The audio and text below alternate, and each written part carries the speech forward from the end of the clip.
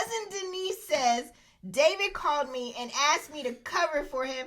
And I was like, immediately, I don't want to be involved in this. And I don't condone this. And I don't want to do this. And she just started going off. And he got evicted, too. He ain't at his mama's house because he want to be. But I don't want to be in nobody's business. So you ain't heard it from me.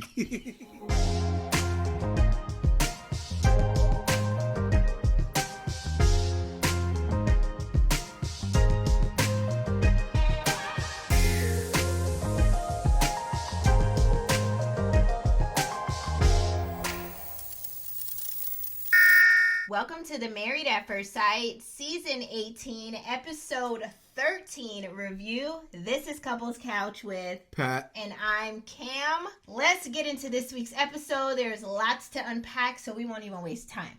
But before we do, let's do a little bit of light housekeeping, just so you know, and if you're new to our show, right?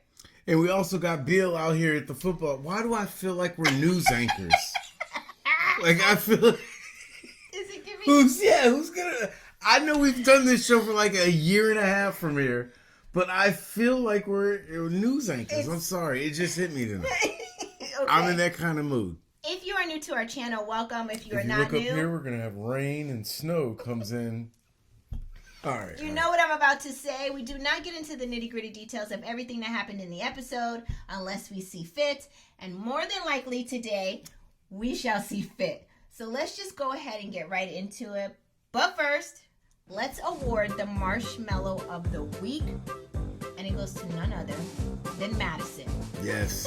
Madison, you have earned Marshmallow of the Week for your behavior in this week's episode. And with that being said, we're going to bump tears. You and Allan, Madison and Allan, will be bumped up to the top of the show.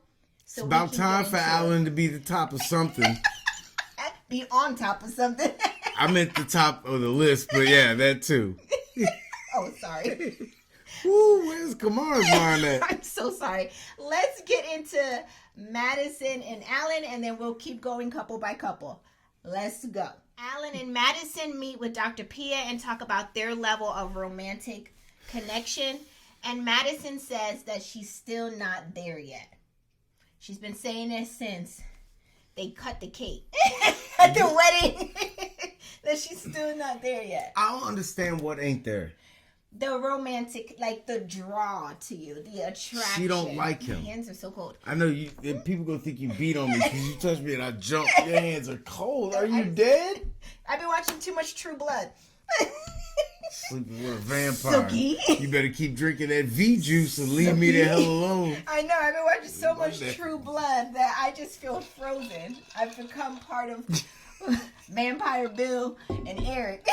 But I digress. Anyway, back to what she ain't got yet. She said she's not there. She's not there with Allan. She can't get there. She can't get right. But can you ever really? I think. Like if you, off top when you meet somebody. Yes. You know like, whether or not you want to take it there. If you want to. Yeah, not necessary. Not is. But you're getting very specific. Like, take it there. Like, you're really thinking about you and this person in the bed. No, like, just would you knock them off or not? That's the same thing. Yeah, but most women, can't speak for all. Most women need to feel some type of an emotional connection with you to get there, unless you're built different, right? No.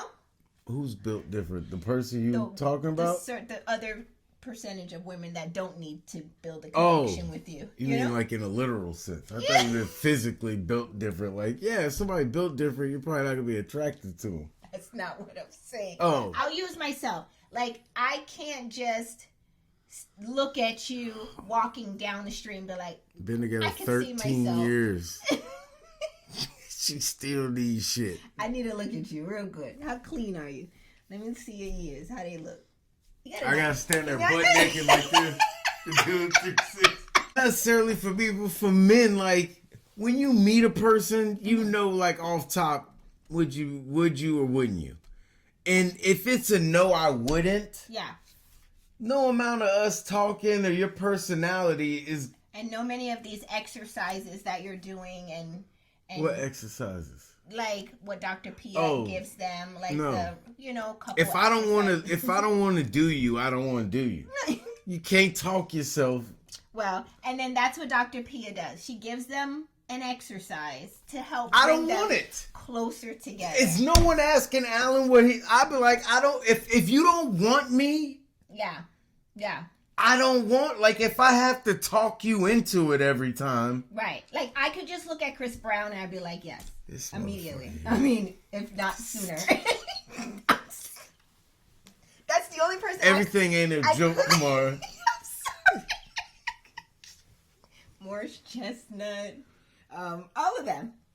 You can just, those are the kind of people you can look at. Like, you said you could just look at, who was it? Rihanna. Remember we were watching her? And you were like, yo, I'm sorry, but you would just look, and you didn't even get to know her. You don't know her personality. Yeah, but it's her aura. Like, she looks good. You're not in her vicinity to feel her aura. How do you can see it. Did you not see the Super Bowl? Like, you can see her aura. She was pregnant. And you still saw it.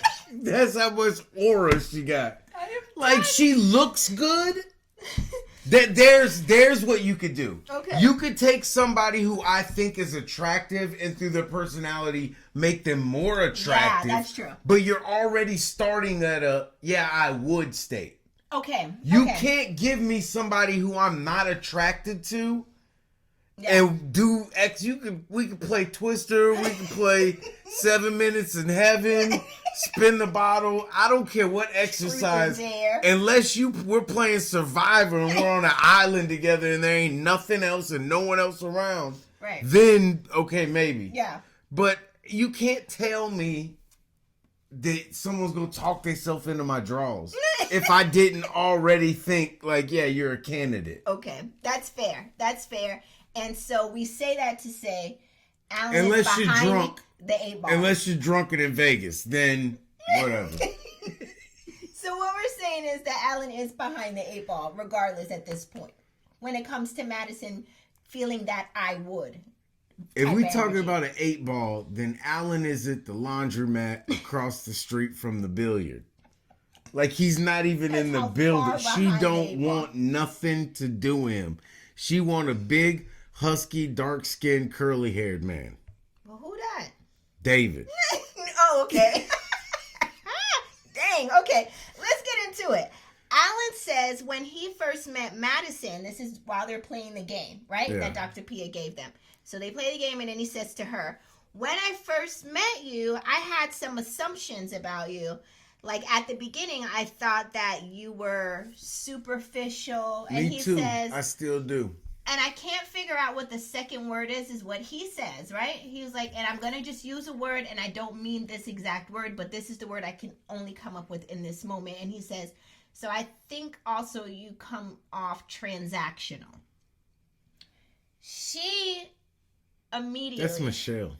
You got the M's mixed up. Yeah. She immediately got in her feelings, right? He says, and I don't mean the word transactional like in a bad way. I'm just trying to give you where my thoughts are. I was like, oh, Allan, okay. If you could wipe your tears with your fingertips and do all of this, you don't need to be crying. It ain't that serious. You're not crying. You're not crying. If you have a camera and you know this is gonna be put out everywhere, and you sitting there doing all this, it's not a crying as you do it. Yeah, it's not a crying moment. I got an itch, actually. Like, I want he called me a whore. So Allan proceeded to explain what he meant by transactional. He said that looking at her in the beginning, she came off like a party, clubby type of girl, like how she was tooting that thing up, dancing and doing the most. He was like, so that's why I made that kind of comment. But he's like, I for real don't mean anything by it. Except the truth. She been out drinking almost every chance she's gotten. Mm-hmm. Check. Mm-hmm, mm-hmm. Your dad had to ask this man about sexually transmitted diseases when he first met him. So that means you've been through that life. Check. Yowzas. You want a gym hunk, and that's all you really care about is what a person looks like muscular-wise. Check. Where's the lie at? Madison activates the tears, right? And uses the word triggered. To the producers. Ugh. And says that all her life she had to fight and prove that she earned the things that she has at work and in life. And it's all because of how she looks. Why are the girls that say it's so hard for pretty girls usually not that pretty? She says, this is not the marriage that I want because he validates what other people say about me and he doesn't have her back. So she immediately gets in her feelings to the producers. Allan in this moment has left to walk his dog so he doesn't hear her say all these things and start to activate the tears in that moment. She was red-eyed before he left. Yeah, that's true. Don't come around me crying all the time. Because all you gonna do is shed more tears. What I'm trying to say is you shouldn't be saying, well, it's because of how beautiful I am why I have to endure these adversities at work. Right, you shouldn't say that because then people like me are gonna come around and be like, but you're not that beautiful. You open yourself you're up not to that you're not that great. But are you though? I saw you on the after party. You look like a totally different person. Yeah. You better watch how Zipping is a... Next, after their convo, Madison says to Allan that she's going to leave the shared apartment for a little bit and go make a phone call, but she'll be right back. Allan does a diary cam and shows that it's now 1 a.m. and Madison has not returned. You could tell I'm sorry, you cut my throat. You could tell she grew up in a broken home. Why you say that? Because she don't know how relationships work. Yeah, like you don't leave and... I wish Kamara would walk... First of all... Well, I got to walk out to make this call. I wish you would answer the phone and walk out the room. Wow. If you want me in your conversation, that's the quickest way to do it. Answer the phone, get up and walk out the room. Because I'm walking behind you. Yeah, and that goes both ways. Yeah, I'm doing it too. It's not just one side. Wait a minute. So who this? It ain't because I don't come at me. Well, you don't trust her. No. I don't It gives suspicious behavior when you do that. Right. So Allan did his diary cam at 1 a.m. to show that she still didn't come home. And he's just concerned as to where she went. Next day, Madison does a diary cam and shares that she played the game with Allan. And it took a turn to where he called her a hooker. Is what she said. Because he used the word transactional. And she just needed to sit in her feelings for a moment because she felt hurt and frustrated. She was sitting, but it wasn't in her feelings. It was on... Okay, my question to you, Couch Potatoes, and to Patrick here. Do you think no that Allan, or what Allan said to Madison was offensive? You don't want to say transactional. I get why she came up with a hooker. A hooker. But that's not at all what he meant. And if you have an IQ over 73, you should know the same. And you can tell his intentions were not to insult her because he was very apologetic, right? Right, but Allan got some, what do you call it with Emem? Some sass or some, you said you saw the... Yeah. He's spicy. He's smart. He'll say something... And then he'll spend the next 5 minutes trying to back down from what he said. But when you said it, I knew, I got it. I was like, yes, but stick to it. Stand on that. He always ends up backing away from it. Because he don't want to hurt nobody's feelings, you know? Yeah, not when he says it. Because he says it, and it'd be so clever that I'd be like, I don't think everyone gets it how I get it. Yeah. Because I do that too. I'll say some mean... I openly say mean stuff, but when I get in my bag, I'll say some... You do it too. I do it on purpose, and I stand 10 toes in it. Right. You know? I stand on business in what I say, and I don't care which way you take it. That's just how I roll, though. Easy to stand on business when you know the bear's behind the cage. You know I ain't gonna do it. You ain't talking to people I wouldn't say bad. Ike Turner, you know? Yeah, you say that shit to Chris Brown, who you always talking about. No Chris Brown... bad talking will be handled here in the Couples Couch We studio. can't even get that right. Your crush beat up my crush. You gotta change your crush. No, I can't. Have you seen him lately? I can't either. Have you heard what she says? Okay. Rihanna is a freak. Sorry, ASAP. We digress. Couch potatoes, drop it in the comment section. Do you think what Allan said to Madison about being transactional and superficial offensive? Let us know. It was offensive, but it was true. Like Peyton says to me, it ain't shade if it's true. Mind you, she's 9 years old. And mind you, she don't take it this good when she says it. Next, Allan shows up to the gym to find Madison there and to check in on her. Madison says she has just been trying to collect herself because for her to try to prove herself and her worth outside of her looks was hurtful for her. Here she go with this again. Allan explains that when he was judged by her, right? He used an example. He said, when you try to call me a pushover and say that those type of things to me, I'm just supposed to take it. But when I make an assumption about you, you get overly sensitive.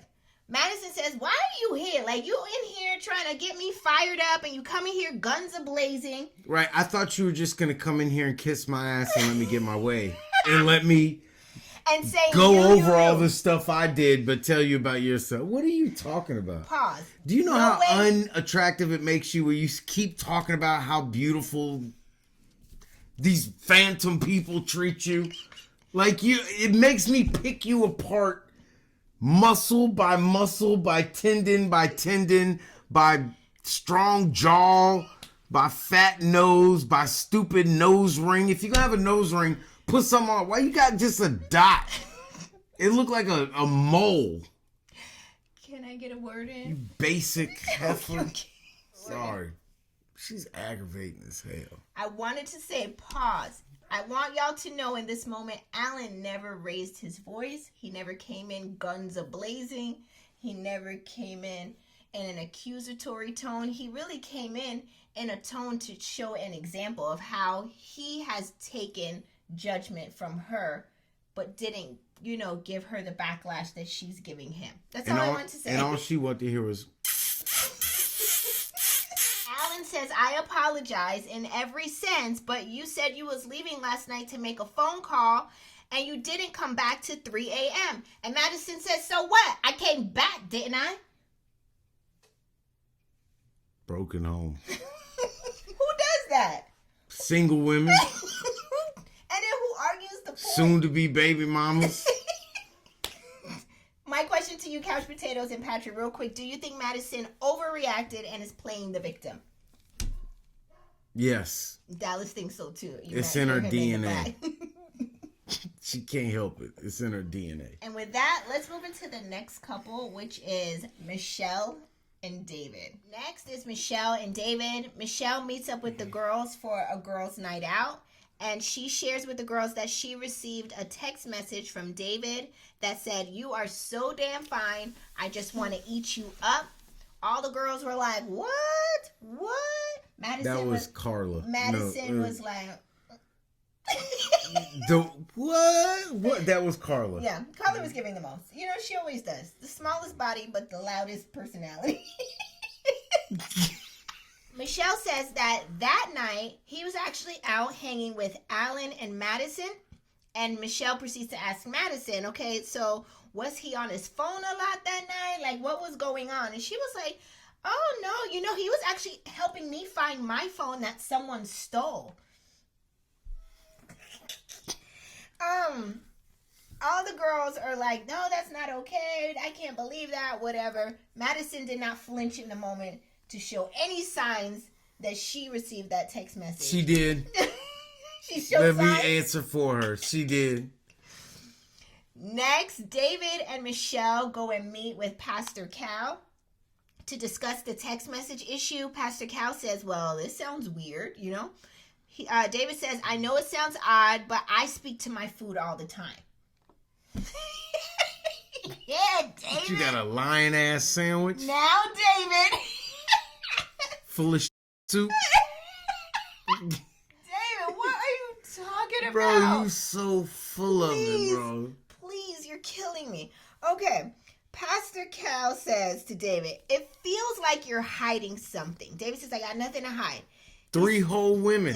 He says says he has been honest with everything and even shared that he went out with his exes and everything.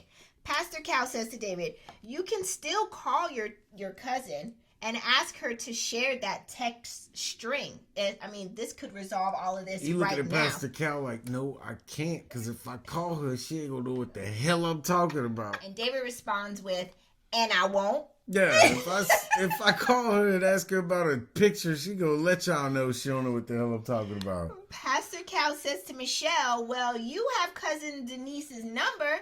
You could call her then and get the information. I'm like, now, Pastor Cal, you being real messy telling this girl. David's sitting over there at this point like shut up. All right, it was Roxanne or whatever her name is. Pastor Cal being real messy in this episode.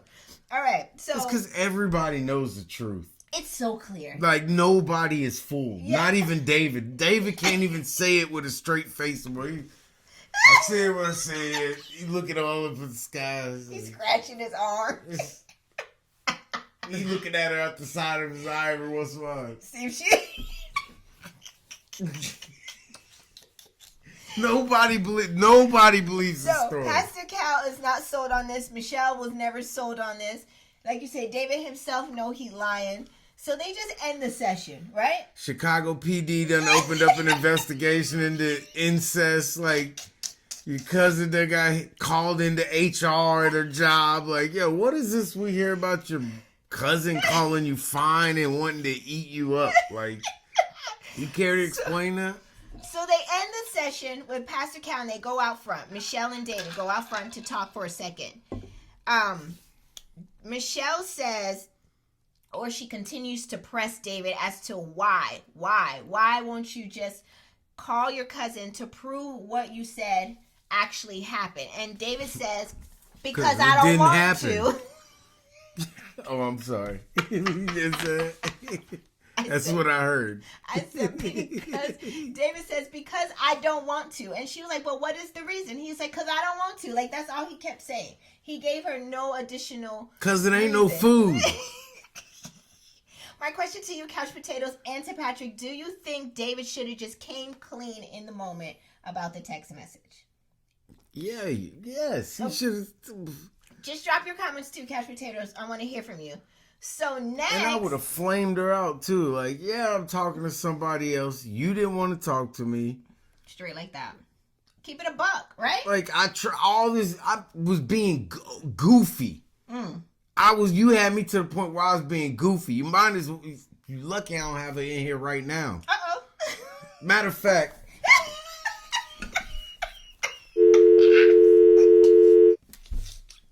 Lunch special. Come on up.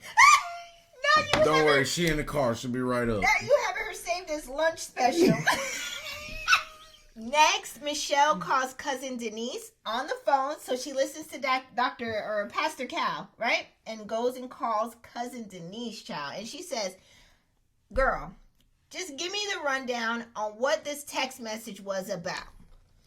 Cousin Denise act like she had just got held up by the mafia. She just starts ratting out. Yeah, make sure you got me on speaker. Cousin Denise says, David called me and asked me to cover for him, and I was like, immediately, I don't want to be involved in this, and I don't condone this, and I don't want to do this, and she just started going off. And he got evicted, too. He ain't at his mama's house because he want to be. I'm cutting through all the bullshit. He ain't got no savers. He has to be with his mama's house. And she actually came down and cleaned up before the girl got over there. She should have seen it before then. He actually had a keg in there, but it was only like this much beer from last October. But I don't want to be in nobody's business, so you ain't heard it from me. That damn cousin Denise. Yeah. Denise, Vanessa, Rudy, y'all all wrong. Rudy called in a favor.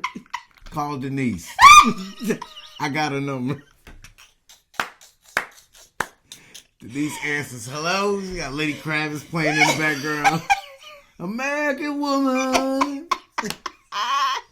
Theo come in. Bud, all of them, they like, oh, Bud. Bud come in, he's like, you know you lying, David. You know you lying. So really though, my question is, do you think cousin Denise should have covered for David? This is fam. Do you think fam? We already know Philip gonna cover for Patrick. Philip don't even need to know the story. He gonna cover for Patrick. Philip could have never been told to cover for Patrick, and we call him and say, he's just gonna be like, oh yeah. The default. Yeah, and he not gonna tell too much. He gonna get information before he give anything. He not there. Where he say he was gonna be? oh yeah, he texted me that fool. Yeah, I had cooked dinner a couple days ago. He's gonna lie. So, do y'all think cousin Denise should have taken up for her cousin, covered for her? What do you think for him? No, you have to. I'm not. Okay, if Philip called me with some dumb stuff, then I'm not gonna cover for something dumb. And with his wife. Yeah, like they're married. Yeah. Yeah, if you like, you're so fine. I want to eat you up, and I'm the opposite sex cousin, and you're saying you said that. I'm not bad. I'm not falling on that. And then this is on TV. Yeah, no. So then I have to look my coworkers in the eye. Coworkers, family members. That's true. Everybody got an aunt or an uncle that's gonna talk all kinds of shit. No. We need to set this straight. She set it straight quick. And she told her, put me on speaker. Tell the producers, hit the record button. She said, turn my snare up for me. Turn my headphones up. All right, another question. Do you think that Michelle is really devastated that David lied to her, or just happy to have a reason now to not stay married? She's devastated because she's being embarrassed. Okay. But at the same time, we all saw you ain't losing nothing you didn't want. There it is. Yeah. And if I go outside and drop a plate of tofu, I'm not upset because I wasn't going to eat the tofu anyway. And I think she's trying to stand on, well, we're married, like why would you do that? But let's talk about all the things you didn't do as a married person. Yeah, he wasn't even friendly, Yeah. So, which is the bare minimum. No. All right. Well, that's all I have for David and Michelle. But in the next episode, or episodes to come, we see David telling Michelle that, all right, man, the text message was, in fact, for another girl. Did you see that? That's coming up.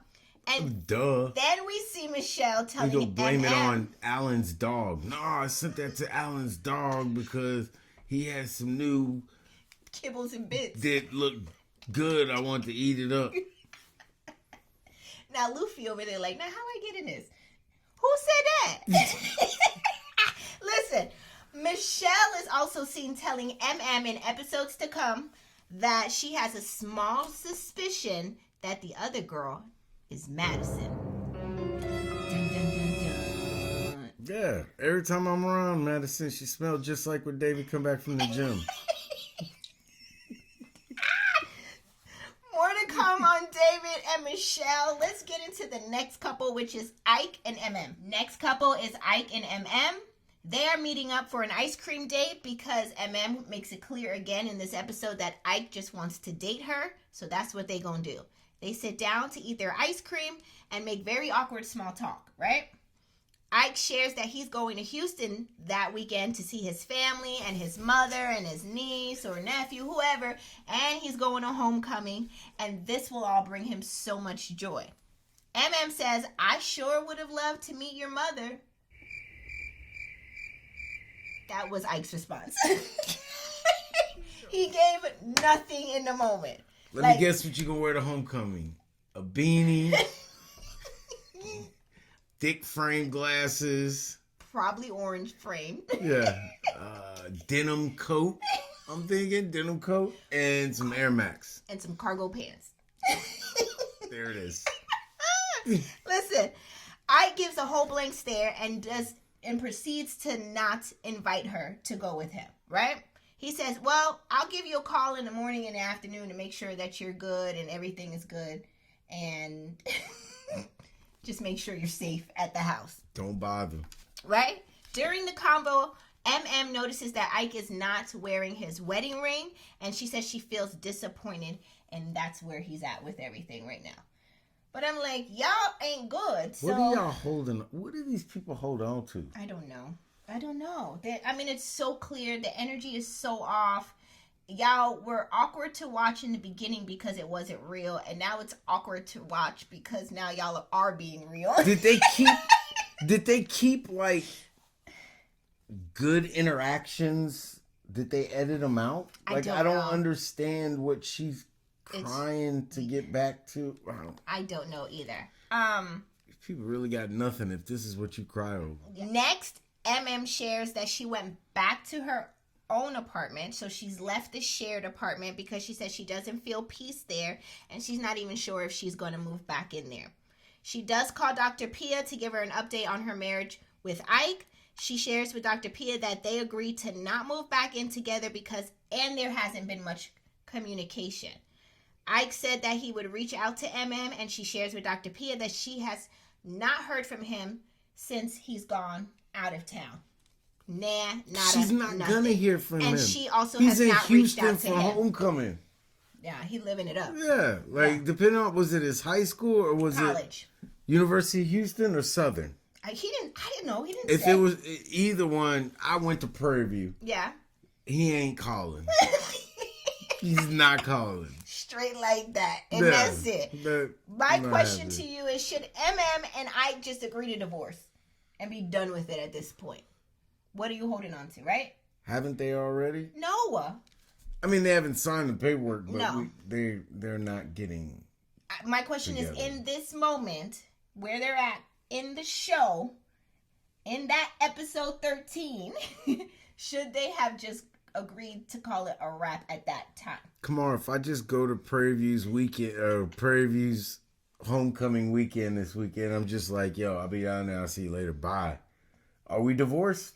Take your Take your shit. It might not be official, but it's in the works. Yeah. The Texas Hammer is gonna have this. Is that the lawyer that always advertising? For accidents. Come on. You gotta marry. I'm gonna win this one. He can refer you ain't me getting to nothing. somebody. I'm gonna get money. I'm gonna get some alimony. He can refer me to somebody. That's all I have for Ike and MM. Let's move into the next couple, which is Thomas and Camille. Next, Thomas and Camille are at their shared apartment, and Camille is giving Thomas a massage with one of those Five Below massage tools. It could have been a real one just because we buy the Five Below. Those are not Five Below massagers. We just buy them Five Below. Things are like $150, $300. Y'all know what I'm talking about. Yeah, that Five Below tool with that little knob on it. Telling people how cheap we are. Yeah, we got a real one, all right? We don't. They're all Five Below. I don't care how much I just money keep buying the $15 one. I ain't spending a whole lot of money on nothing. We got the Five Below little Patrick be walking around the house doing his own back. This one won't do it. Save my life. I need to. Next time. Next, Thomas and Camille meet with Dr. Pia, and they talk about where they're at sexually in their marriage, right? And finally, Thomas says something I can get behind. Okay, wait. Were you always trying to get behind something? Thomas reveals that he goes downtown while Camille always stays uptown. Y'all know what I'm saying, right?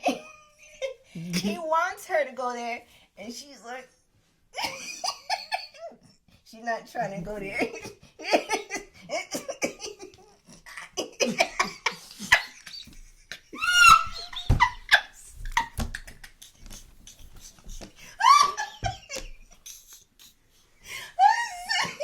You get there, you acting like you're straight. All right, just stop. Just get up You're there. right. Jesus. You're good.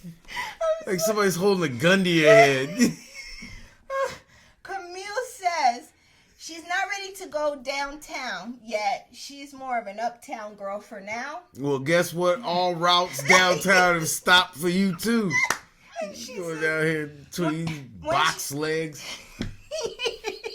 yeah, not the box legs. She says that when that's something saved for when she feels closer to you in a relationship. And in the same breath says there's no limits. I'm good with whatever. As long as I don't have to do Sorry. Yeah. This one feels attacked. No, I'm just saying. She's like, I'll do that. That'll be saved for when I get closer to Thomas. She says, but as for right now, I'm open to everything. Like you said, nothing is off limits. We can do hair pulling, ass smacking. Right. He's closer to me than I am to him. My question to you, Couch Potatoes, is do you care to hear the details about Thomas and Camille's sex life on Lifetime Network? No. My answer is I could have done without that. Especially when I know Thomas slaps ass like this.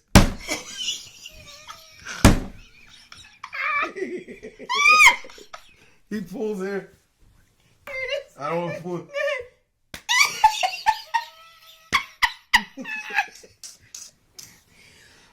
I can't. All right. I know I could have watched them just go and eat dinner and have dry conversations, so I could have fast forwarded. That's what they were talking about, is eating dinner. Why is everybody so... You're so fine, I want to eat you up. These two giving oral too much, not getting enough. Downtown. Yo, this is pisses me off, because soon as you hit stop recording, dude. I'm like, don't look at me. Yeah, get off of me. That's all I have for Camille and Thomas before I get myself in trouble. She a lie too. Ain't nobody going downtown. I have too much going on. Camille don't got nothing to do. She got all the time in the world. Go downtown, take the back roads, do whatever it need to do. God, Thomas mind blown. All right, let's move into the final couple, which is Carla and Juan. Final couple is Carla and Juan. They meet up with Dr. Pia, and she asks them, how did the meeting go with Juan meeting Carla's parents? Juan goes on this whole long rant about all the foods they had there. He runs the menu, that's it. He's like, we had enchiladas and tortillas and black beans, chimichangas with the boom boom sauce, fajitas. I'm sitting here like, he didn't say that. I just ran down Chewy's menu. They had the jalapeno ranch. Not my mama boom boom sauce. Dr. Pia was like, okay, so how was the parents? Like, get into that. My mom can cook. He was like, the dad can eat. They was great. He had nothing. He was so excited. Then we had like a pound of leftovers that we ate for the rest of the week. Like, she was like, okay, great. But how were the parents? How was That's your a lie. You know your wife can eat that pound of food for 3 months. Juan said the meeting with the parents were great outside of the food, you know? It's easy to meet people's parents when you're not into their daughter. Like, you just want to be platonic friends. Her dad felt no weird energy, like, you trying to lay down my daughter. Cool. Yeah, y'all cool peoples. He came over to eat. That's what he told you.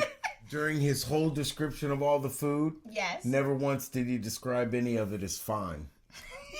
I just want to put that out there. He did say he wanted to eat it up, but he did not describe any of it as fine. Shade. Next, Dr. Pia brings up a picture that she's seen of Carla humping a guy friend, and she kind of had her tongue hanging out. And she was like, whoa, when I saw that picture, my first thought was like, well, how does Juan feel about this? And Juan was like, oh, to know what Carla and her guy friend, it's fine. I would be humping the guy too, like, because he's just that cool. Like, it's no big deal. And Dr. Things not to say in front of your wife that wants you to hump her. Oh, I'd hump her friend. And Dr. Pia says, so what about humping each other? Like, when are y'all going to get to that? Ew! My bad. I didn't mean to say it. It slipped. Essentially, that's what they said. They were like, oh, no. We're going to get there. There's not time yet for that. No, you're not. So Dr. Pia recommends a tantric yoga session for them to help them get closer. Next, Juan and Carla invite the tantric yoga lady over to their shared apartment. This lady arrives shaped like Carl Winslow in her unmentionables. She ain't have none on. With no underwear. My first thought was, what form of transportation did you take dressed like that to get here? A cooter.